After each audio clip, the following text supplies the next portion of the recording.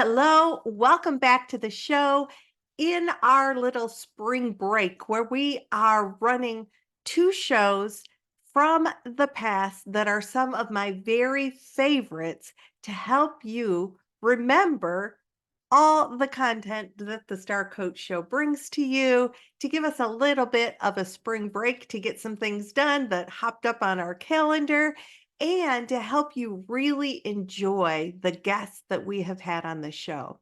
Now, today, I am once again visiting an episode from the past. This episode aired back in 2021 with one of my favorite people, a co instructor at the UTD program, professional certified coach Pam Aks.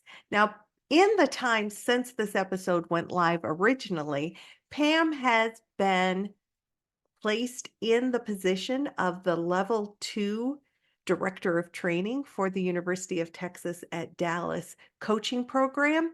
She is the owner of What's Within You Coaching, where she works with entrepreneurs and coaches to be the best they can be. And as you will note in today's interview, she is a mindset coach. So we are looking at the negative narratives that we can feed ourselves and how they influence the way we show up, how to turn those instead to be positive and to show up as our best, because that mind chatter can really undermine us at times. So I'm delighted to bring back my episode with Pam Aks about the stories we tell ourselves and mindset. Enjoy.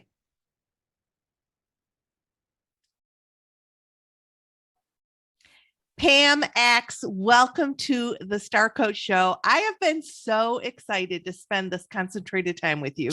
Oh my God, you have no idea. I am over the moon, Meg, because you're one of my favorite people. So having this conversation is going to be a blast. So I'm just warning everybody, we're in the Mutual Admiration Society here, and we're just going to be like, oh, about that. But we're talking about something that is so key. Pam and I are both coach instructors. We have the joy of working together, and Pam's a mindset coach, and we know that anytime we take on something new or we're trying to be the best at what we can do, our mind chatters at us. And Pam and I are going to be talking about chatter, and particularly for you coaches who are relatively new. Well, you know what? Heck with that. I'm an old coach and I still get chatter. And Pam, I bet you do too. Every day. Okay. Every day. So wherever you are in your journey, this show is going to speak to you. And Pam, what is it that led you into the work of being a mindset coach? Well, it's interesting because, Meg, I didn't start out that way. When I first started out coaching in the early 2000s, I was coaching people that were in transition because I was going through some major transitions. So it felt like a natural fit. But what's interesting is as I was coaching people and the more I coached people, the more I recognized just the stories we tell ourselves.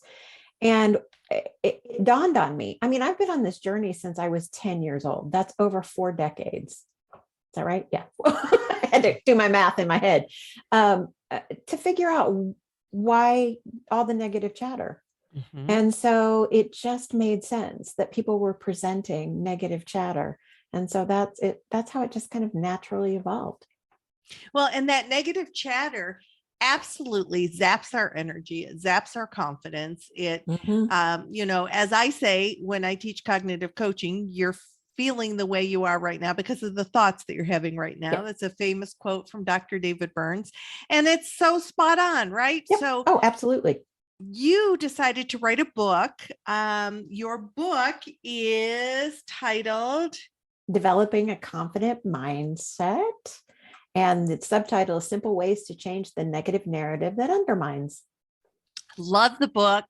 Thank you. What I love about the book is that it lays out the whole premise of mindset and the games we can play with ourselves. Mm-hmm. And then ultimately gives some great exercises like, okay, are you doing this? Try this instead. How about you experiment with this? How about, and so for anybody, well, and everybody who's listening, I promise you has mindset that can get in the way. This is just, one of those you could put on your nightstand and make a commitment to do one exercise, over the week and just, and then once that sort of embeds, do another one. So it's just a great book. And in that, we are going to be talking today about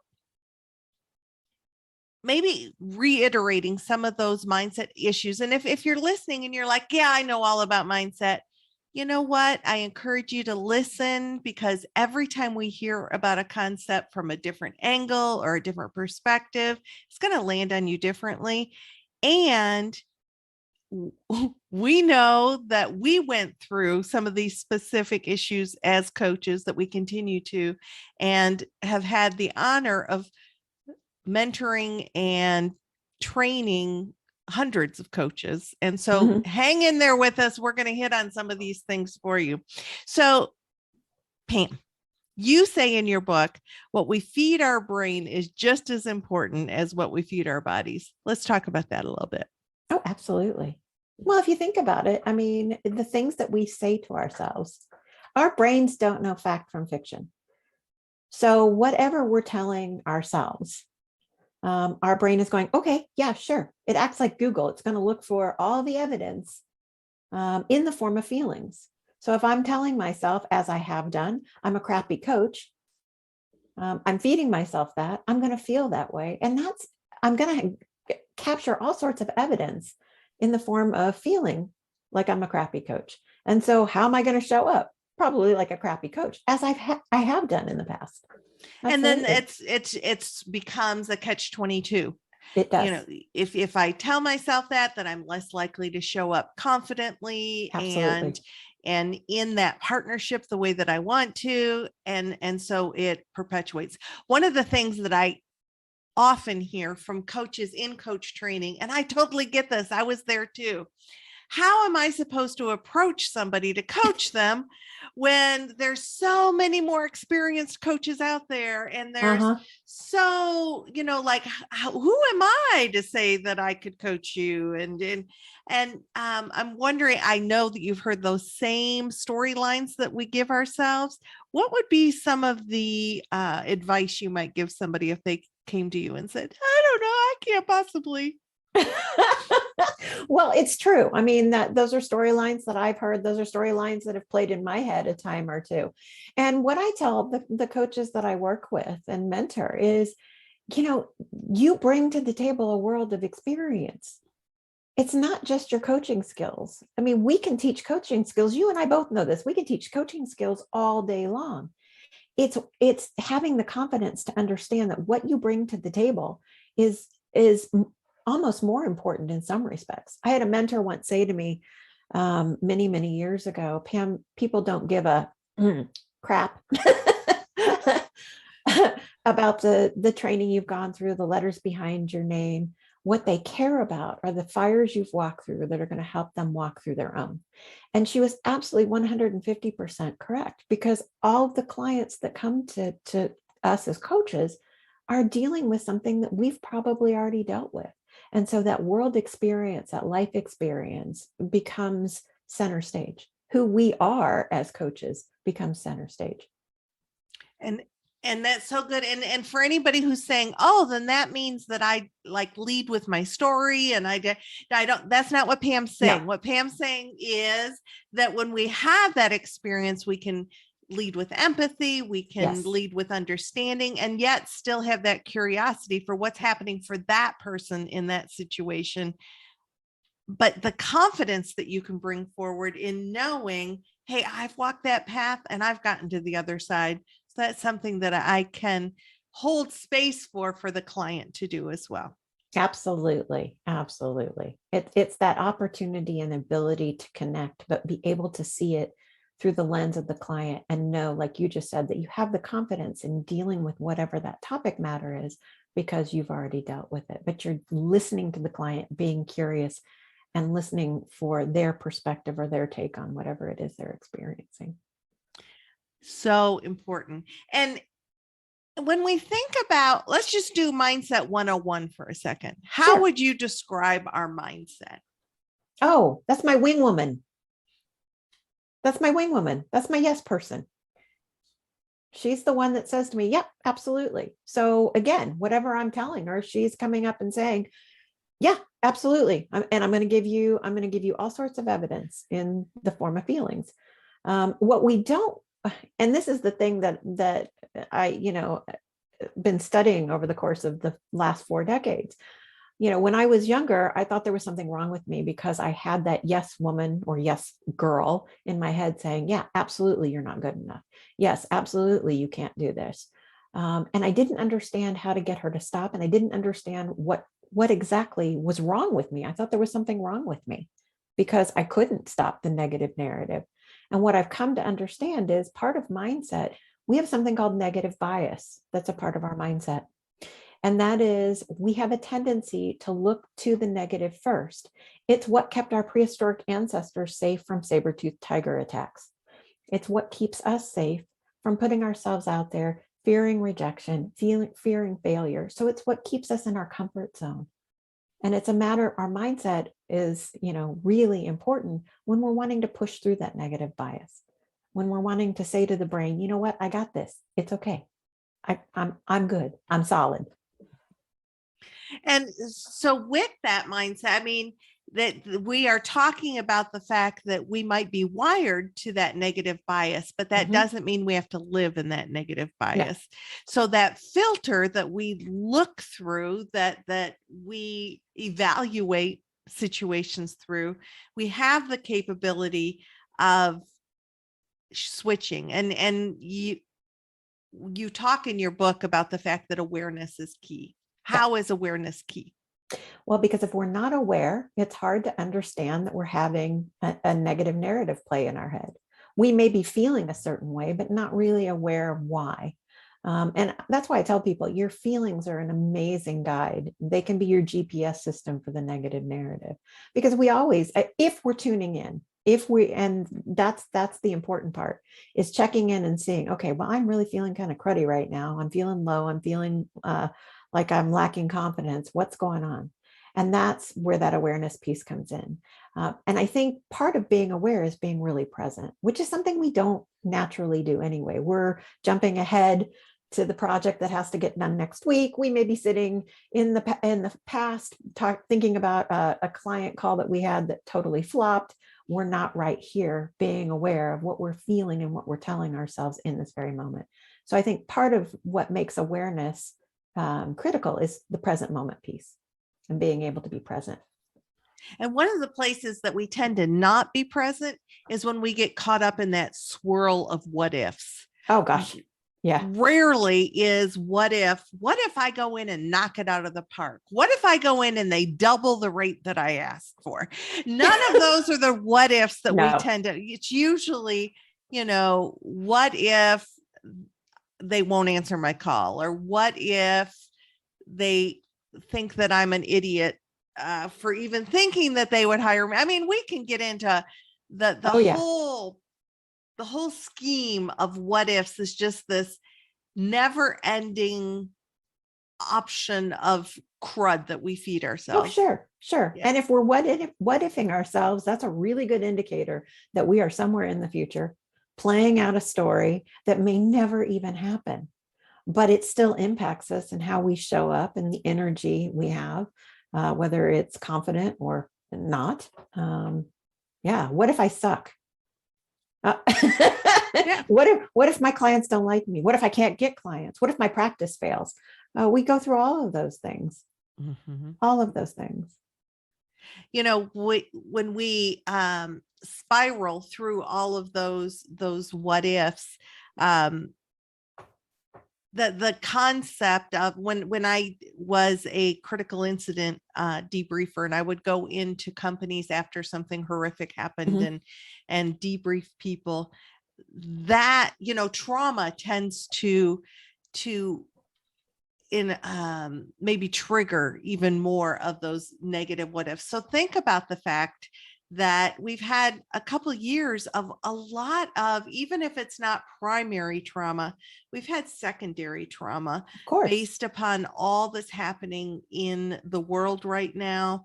And so just be aware as you're listening to this, that kind of atmosphere, that kind of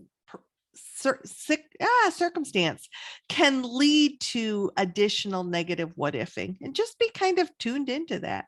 It absolutely can. And it has the same impact, regardless of whether it's secondary or something you've experienced firsthand. Our brain goes into that space of what we call, and you and I both know this, amygdala hijack, where we're thinking, oh my God, I'm in danger and I need to do something. And to geek out here, then our thinking part of our brain goes offline because we're busy trying to avoid danger. The danger of the what ifs, the danger of the failing, the danger of, our brain doesn't know the difference. It doesn't know the difference between whether we're in danger for our lives, or we're just feeling in danger because change is happening, or something new is happening, or we're stepping outside our comfort zone, which is what is required when we become coaches. We have to step out of our comfort zone, and that's scary. Right. And all of those fear-based emotions are going to be heard in our body the same way. So, if it's not in my perspective, the way that I've always looked at it is, we either have fear-based emotions, we have love-based emotions. Absolutely. And the fear-based emotions can do a number on us, and they just perpetuate. But I don't want you guys to think, well, then I'm, forget it. I might as well hang it up now. I'm doomed. What can we do? Don't. What can we do once we get aware?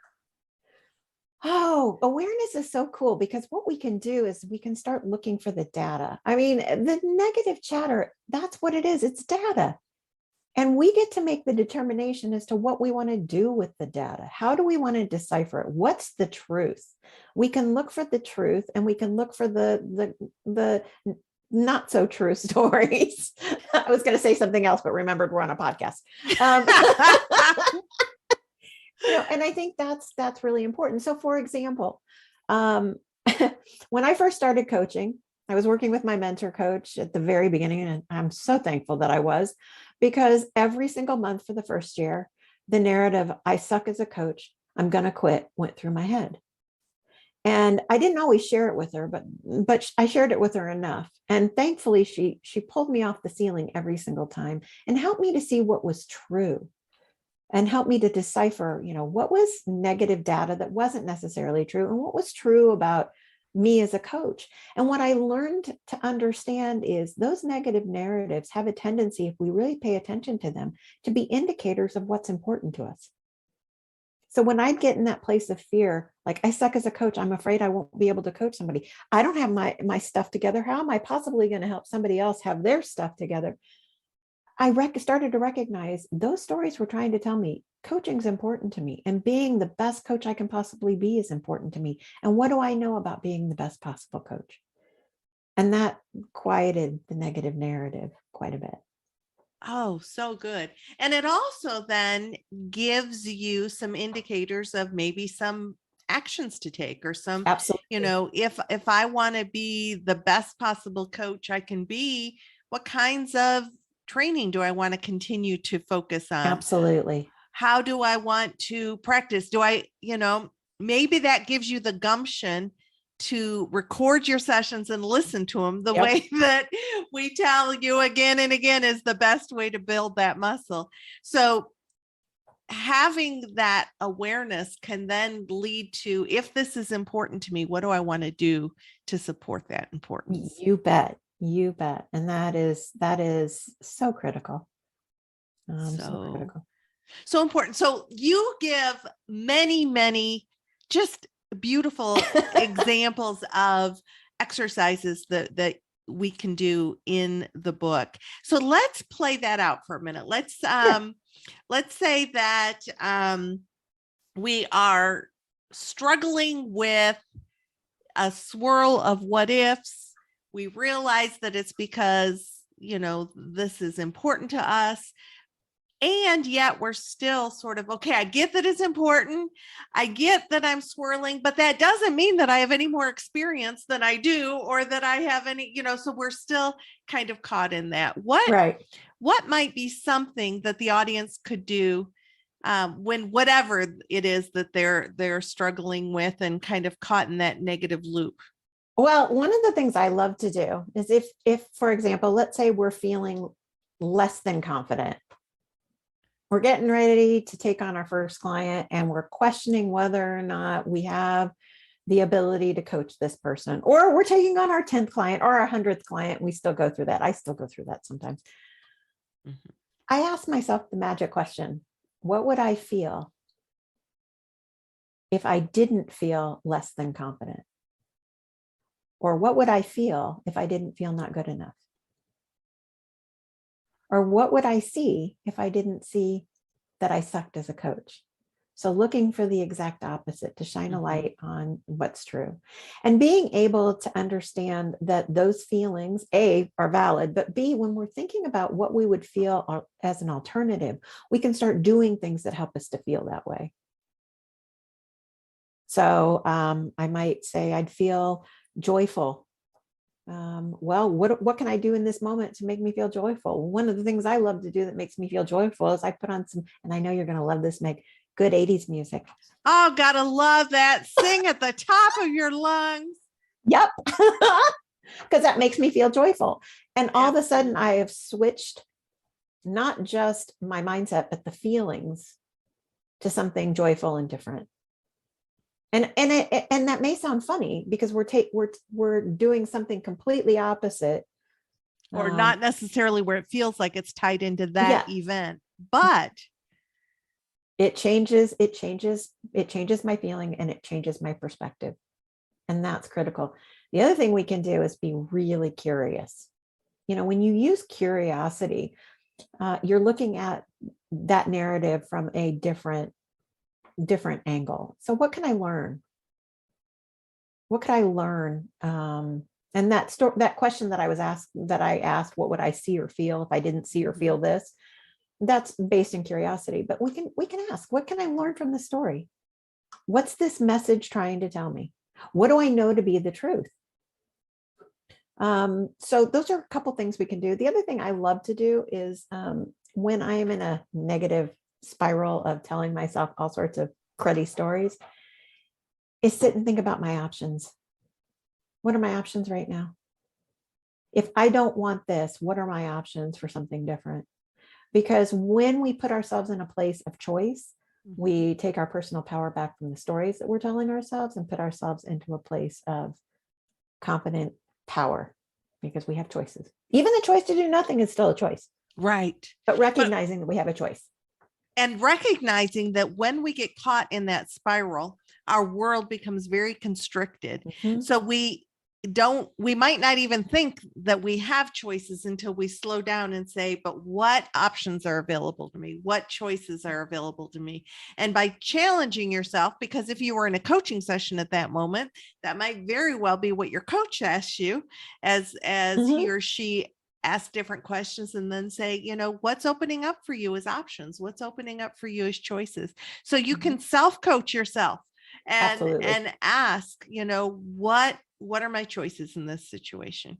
Absolutely. If I'm freaked out about picking up the phone and calling a potential organization that I've been told is hiring coaches, let's say, and I'm in that where my stomach's all knotted up and I'm afraid to call because they're just going to probably not want to talk to me, or I don't have enough experience, or I'm probably not the kind of coach they're looking for. All the stories that we can tell ourselves. What are my options in that situation? Well, I could not call. I could clearly lay out my script and maybe make myself feel better about knowing exactly what I'm going to say. Maybe I reach out to a friend to get a little pumped up. I mean, there's many different. So once I switch away from maybe looking at the phone like it's a snake and instead begin to think about, so what options do I have in this situation? It shifts things.